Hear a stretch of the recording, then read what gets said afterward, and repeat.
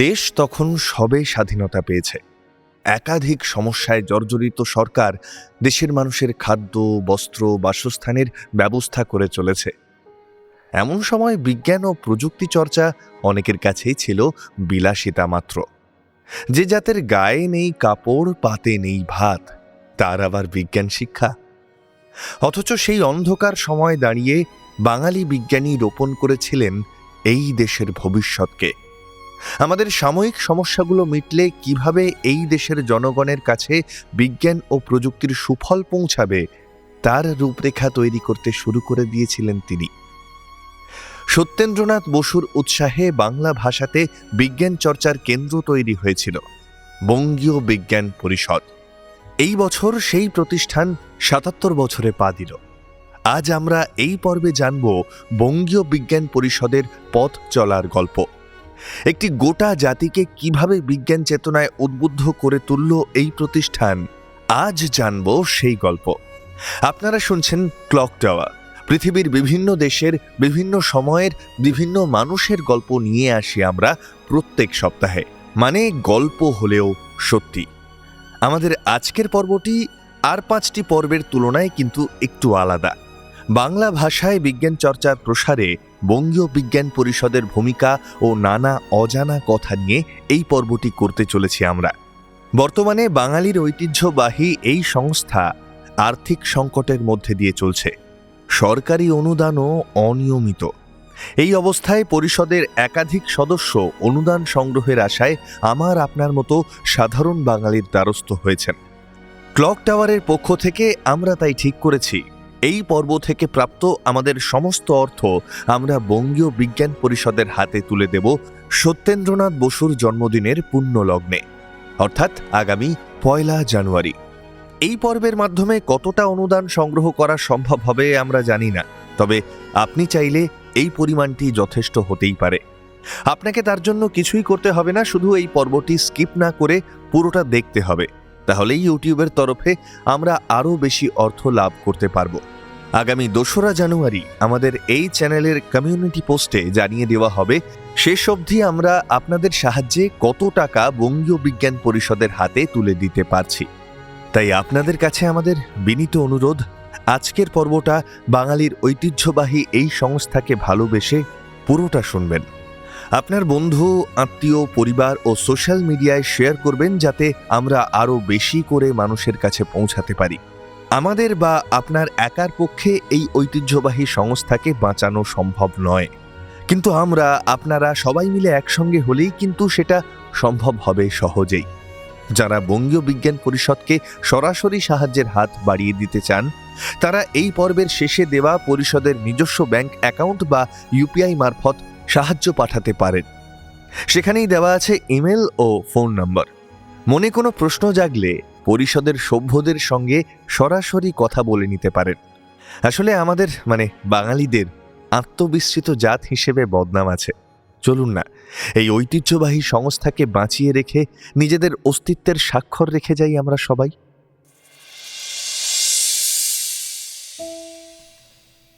স্বাধীনতার পরে পরেই সত্যেন্দ্রনাথ লিখেছিলেন, এই স্বাধীনতার সুফল যেন শুধু অল্প সংখ্যক ইংরেজি ভাষায় শিক্ষিতের আয়ত্তের মধ্যে না থাকে, সেগুলি যেন দেশের সকল লোকের কাছে পৌঁছে যায়। বহু পূর্ব থেকেই মাতৃভাষাতে বিজ্ঞান চর্চা বিষয়ে সত্যেন্দ্রনাথের আগ্রহের কথা সুপরিচিত। এটা আমার জীবনের একটা বিশেষ স্মরণীয় দিন, যে সকলে মিলে তোমরা মেনে নিয়েছো যে এই দেশের মধ্যে বিজ্ঞানের চর্চা করতে গেলে মাতৃভাষায় বিজ্ঞান চালাতে হবে সর্বক্ষেত্রে। সত্যেন্দ্রনাথ বাংলা ভাষায় বিজ্ঞান লেখা শুরু করেছিলেন পরিচয় পত্রিকাতে।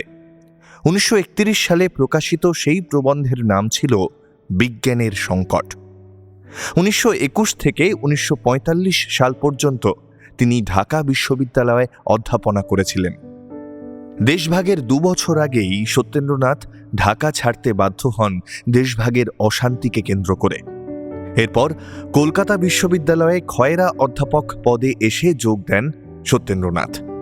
ঢাকাতে থাকাকালীন 1941 সালে তার চেষ্টাতে বিজ্ঞান পরিচয় নামে একটি দ্বিমাসিক পত্রিকা প্রকাশিত হয়েছিল। তিনি ঢাকা ছাড়ার পর সেটি বন্ধ হয়ে গিয়েছিল। আমাদের দেশের বিশিষ্ট বিজ্ঞানী যেমন জগদীশচন্দ্র বসু, মেঘনাদ সাহা, প্রফুল্লচন্দ্র রায় সহ প্রমুখ অনেকেই মাতৃভাষার মাধ্যমে সাধারণ মানুষের মধ্যে বিজ্ঞান প্রচার ও প্রসারের পক্ষে ছিলেন।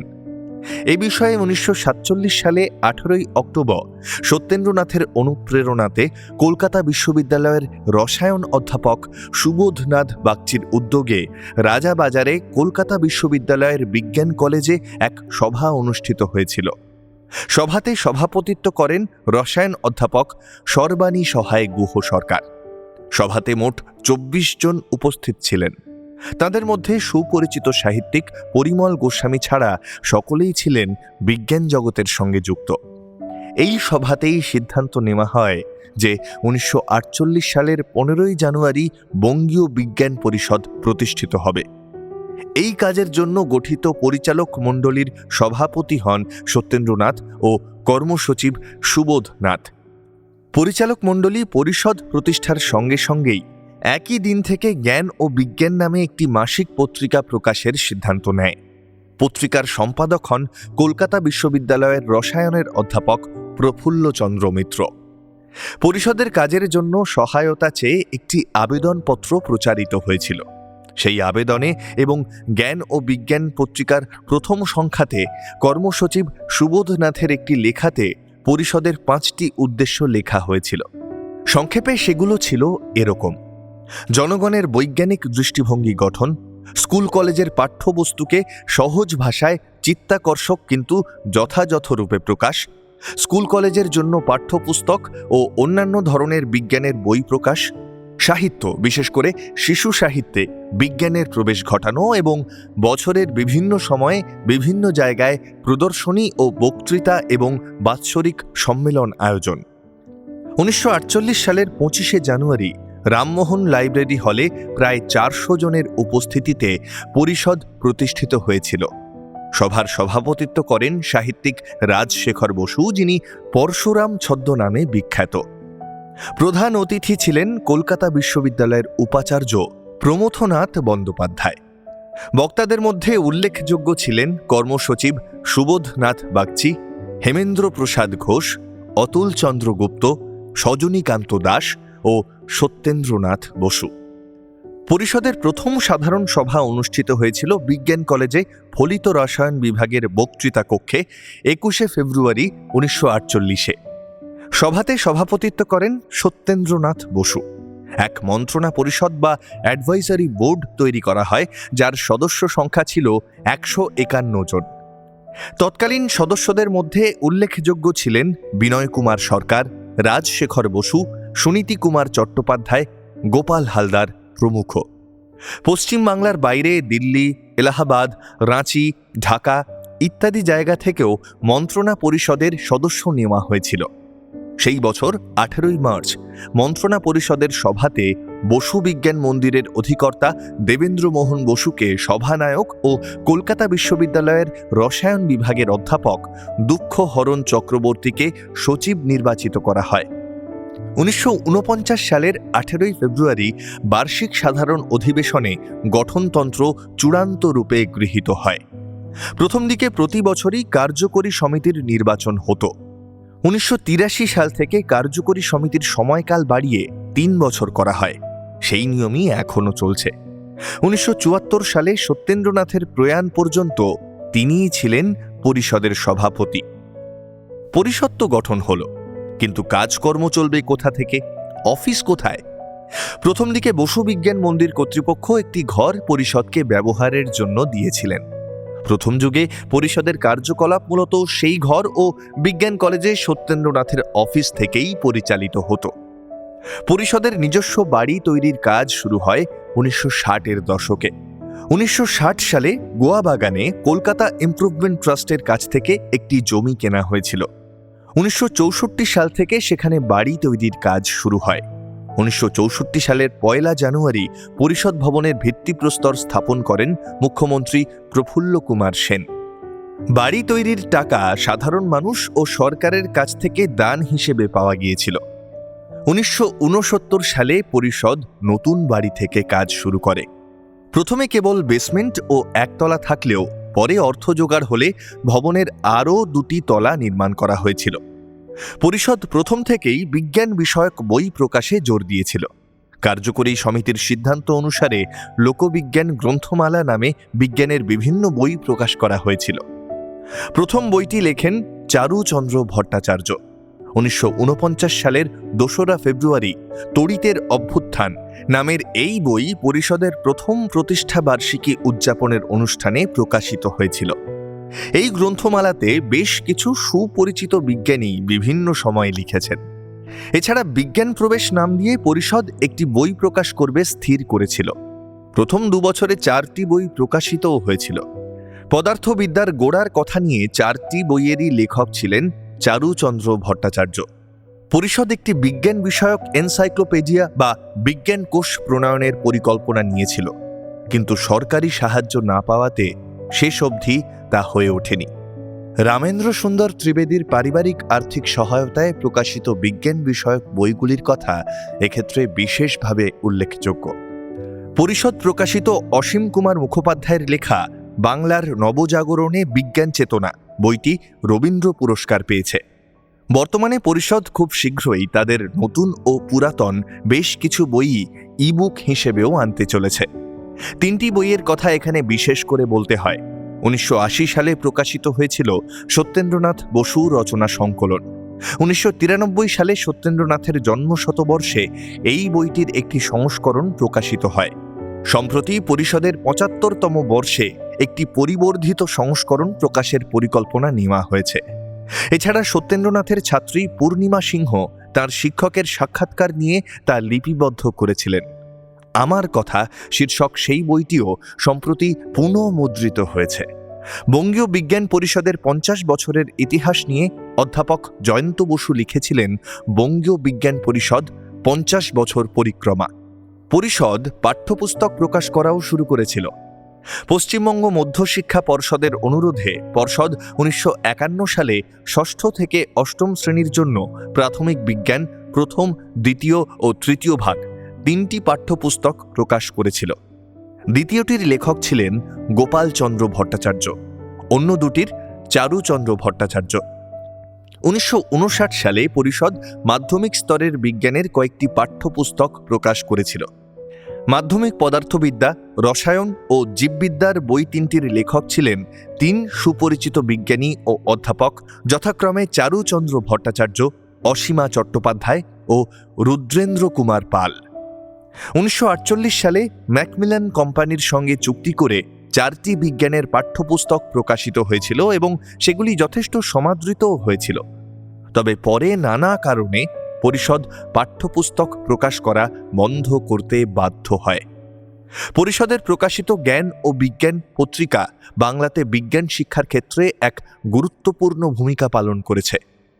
পত্রিকাতে প্রথম বছর লেখকদের জন্য যে নিবেদন রাখা হয়েছিল তা ছিল কিছুটা এই রকম: লেখা এমন বিষয় হওয়া উচিত যা মানুষকে আকৃষ্ট করে। ভাষা হতে হবে সহজ সরল। লেখা অনাবশ্যক দীর্ঘ না করে পত্রিকার 4-5 পাতার মধ্যে সীমাবদ্ধ রাখাই ভালো। উপযুক্ত পরিভাষা না থাকলে বিদেশি শব্দকে বাংলা হরফে লেখাই বাঞ্ছনীয়। প্রফুল্লচন্দ্র মিত্রের সম্পাদনাতে পত্রিকা প্রকাশ শুরু হয়েছিল। 1949 সাল থেকে গোপালচন্দ্র ভট্টাচার্য ও প্রফুল্লচন্দ্র মিত্র যুগ্মভাবে সম্পাদনার দায়িত্ব নিয়েছিলেন। দ্বিতীয়জন সময়ের অভাবে অব্যাহতি নিলে 1950 সাল থেকে সম্পাদকের পূর্ণ দায়িত্ব নিয়েছিলেন গোপালচন্দ্র ভট্টাচার্য। 1977 সালের ডিসেম্বর মাস থেকে তিনি হন পত্রিকার প্রধান উপদেষ্টা এবং কার্যকরী সম্পাদক হন তখনকার কর্মসচিব রতন মোহন খাঁ। আর কখনোই কেউ এত দীর্ঘকাল সম্পাদক থাকেননি। বর্তমানে সম্পাদনা সচিবের নেতৃত্বে এক সম্পাদক মণ্ডলী পত্রিকা প্রকাশের কাজ করে। পত্রিকার প্রথম বছর থেকেই ছোটদের পাতা ও পরে কিশোর বিজ্ঞানীর দপ্তর নামে ছোটদের জন্য লেখা প্রকাশিত হয়েছিল। প্রথম দিকে সেগুলির অধিকাংশরই লেখক ছিলেন গোপালচন্দ্র। বিশেষ করে করে দেখো শিরোনামে প্রকাশিত প্রবন্ধগুলি বিজ্ঞানের পরীক্ষা নিরীক্ষা ও মডেল তৈরিতে উৎসাহ দিয়েছিল। এই লেখাগুলি পরে একত্রিত করে পরিষদ থেকে 2 খণ্ডে প্রকাশিত হয়েছিল। অনেক তরুণ লেখক জ্ঞান ও বিজ্ঞান পত্রিকাতে চিঠি লিখে পরিচিতি পেয়েছেন। একসময় ছোট বড় অনেক বইয়ের দোকানে জ্ঞান ও বিজ্ঞান পত্রিকা পাওয়া যেত। প্রচার সংখ্যাও ছিল অনেক বেশি। ব্যক্তিগত অভিজ্ঞতা থেকে বলতে পারি যে অনেক কিশোর এই পত্রিকা পড়ে বিজ্ঞানের প্রতি আকৃষ্ট হয়েছিল।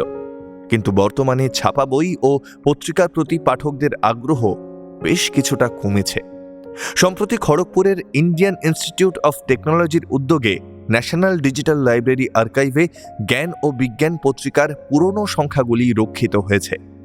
প্রতিষ্ঠার প্রথম বছরেই অক্টোবর মাসে পত্রিকাতে সত্যেন্দ্রনাথের স্বাক্ষরিত এক আবেদন প্রকাশিত হয়েছিল। সত্যেন্দ্রনাথ লেখেন যে পরিষদের উদ্দেশ্য নানা রকম হলেও অর্থাভাবে পরিষদ এখনো পর্যন্ত পত্রিকা প্রকাশ ছাড়া অন্য কোনো কাজে হাত দিতে পারেনি। তাই বিশেষ করে বক্তৃতা, চলচ্চিত্র প্রদর্শন ইত্যাদির জন্য আশু প্রয়োজন 20,000 টাকা। সাধারণ মানুষের কাছে তাই মুক্ত হস্তে সাহায্যের আবেদন রাখেন তিনি। এর উত্তরে প্রায় 7,200 টাকা সংগৃহীত হয়েছিল। পরিষদ বর্তমানে বেশ কয়েকটি বার্ষিক ও দ্বিবার্ষিক বক্তৃতা আয়োজন করে ও মূলত বিজ্ঞান প্রসার ও বিজ্ঞান চর্চার জন্য কিছু পুরস্কার দেয়। বক্তৃতাগুলির মধ্যে সবথেকে পুরনো হল রাজশেখর বসু স্মৃতি বক্তৃতা। সত্যেন্দ্রনাথের জন্মের 125 বছর উপলক্ষে পরিষদ সারা বাংলার অনেকগুলি স্কুল ও কলেজে বক্তৃতার আয়োজন করেছিল। ছাত্রদের মধ্যে বিজ্ঞান বিষয়ে আগ্রহ বাড়ানোর উদ্দেশ্যে বক্তৃতা, কুইজ, মডেল, স্বল্পদৈর্ঘ্যের চলচ্চিত্র ইত্যাদি বিষয়ে প্রতিযোগিতা আয়োজন করে পরিষদ। বিভিন্ন সময়ে রাজ্য ও কেন্দ্রীয় সরকার সত্যেন্দ্রনাথ বসু মৌল বিজ্ঞান কেন্দ্র পরিষদকে আর্থিক সহযোগিতা করেছে। সাধারণ মানুষও সাহায্যের হাত বাড়িয়ে দিয়েছে বারে বারে। পরিষদ সম্প্রতি একটি সত্যেন্দ্রনাথ বসু স্মৃতি সংগ্রহশালা তৈরি করেছে। এখানে থাকছে সত্যেন্দ্রনাথের ব্যবহৃত পোশাক ও অন্যান্য সামগ্রী, তাঁর লেখা কয়েকটি চিঠির অনুলিপি, সংবাদপত্রে প্রকাশিত রিপোর্টের আলোকচিত্র। বাংলাদেশ সরকারের থেকে প্রাপ্ত মরণোত্তর মৈত্রী যুদ্ধ সম্মাননা পুরস্কারের স্মারক সত্যেন্দ্রনাথের পরিবার পরিষদকে প্রদান করেছে। পরিষদের একটি নিজস্ব গ্রন্থাগার আছে, যেখানে বেশ কিছু পত্রপত্রিকা নিয়মিত রক্ষিত হয়। প্রথম দশকগুলিতে বিশেষ করে কলেজ ও বিশ্ববিদ্যালয়ের অনেক ছাত্র এখানে পড়াশোনা করত, কিন্তু বর্তমানে অন্য সব গ্রন্থাগারের মতোই এখানেও পাঠকের সংখ্যা ক্রমশই কমছে। এখন বাংলাতে বিজ্ঞান প্রসারের ইতিহাস বিষয়ে যাঁরা গবেষণা করেন তাঁরা ছাড়া গ্রন্থাগার ব্যবহারকারীর সংখ্যা প্রায় নেই বললেই চলে। এ বিষয়ে কিন্তু সন্দেহ নেই যে বঙ্গীয় বিজ্ঞান পরিষদের মতো সংগঠন ভারতবর্ষে বিশেষ নেই। একাধিক ক্রমে 75 বছর ধরে বিজ্ঞানের পত্রিকা ও বই প্রকাশ খুব সহজ কাজ কিন্তু নয়। বাংলা ভাষাতে বিজ্ঞান পত্রিকার সংখ্যা এখনও খুবই স্বল্প। স্বাধীনতার পরে বাংলা ভাষাতে বিজ্ঞান চর্চা ও প্রসার যা হয়েছে তার পিছনে পরিষদ প্রকাশিত বই ও পত্রিকার একটা বড় ভূমিকা আছে। কেমন লাগলো আজকের পর্ব অবশ্যই জানান কমেন্টে। আর যারা বঙ্গীয় বিজ্ঞান পরিষদকে সরাসরি সাহায্য পৌঁছে দিতে চান তাদের জন্য স্ক্রিনে থাকলো সমস্ত তথ্য। ভিডিওটি পজ করে নোট করে নিন, আর সম্ভব হলে অতি অবশ্যই বাড়িয়ে দিন আপনার সাহায্যের হাত। চলুন সবাই মিলে বাঙালির ঐতিহ্যকে একটু বাঁচিয়ে রাখার চেষ্টা করি। আমাদের প্রত্যেক পর্ব তৈরির পিছনে থাকে আমাদের একাধিক সদস্যদের পরিশ্রম। আপনার ছোট্ট একটি লাইক সেই পরিশ্রমকে দিতে পারে অনেক অনেক ভালোবাসা। তাই অবশ্যই পর্বটি লাইক করে আমাদের আরও ভালো ভালো পর্ব তৈরি করতে উৎসাহিত করুন। বন্ধুদের সঙ্গে শেয়ার করে নিন এই পর্ব, আর সাবস্ক্রাইব করুন আমাদের চ্যানেল। আজকের পর্ব পাঠিয়েছিলাম আমি শঙ্খ। পর্বটি লিখেছেন কলকাতা বিশ্ববিদ্যালয়ের পদার্থবিজ্ঞান বিভাগের অধ্যাপক ও লেখক গৌতম গঙ্গোপাধ্যায়। সমগ্র পরিকল্পনা ও সম্পাদনা কৌশিক রায়। আবহ Shankha. Video edit invisible man. Gautam গঙ্গোপাধ্যায়কে আমাদের এই প্রয়াসে পাশে থাকার জন্য জানাই আমাদের তরফ থেকে আন্তরিক শুভেচ্ছা ও ভালোবাসা। আগামী সপ্তাহে আমরা আসছি আরও একটি নতুন পর্ব নিয়ে। সঠিক সময় নোটিফিকেশন পেতে অবশ্যই সাবস্ক্রাইব করে রাখুন আমাদের এই চ্যানেলটি। তাহলে দেখা হচ্ছে আবার পরের শুক্রবার ঠিক রাত 9টায়। ততক্ষণ ভালো থাকবেন, সুস্থ থাকবেন।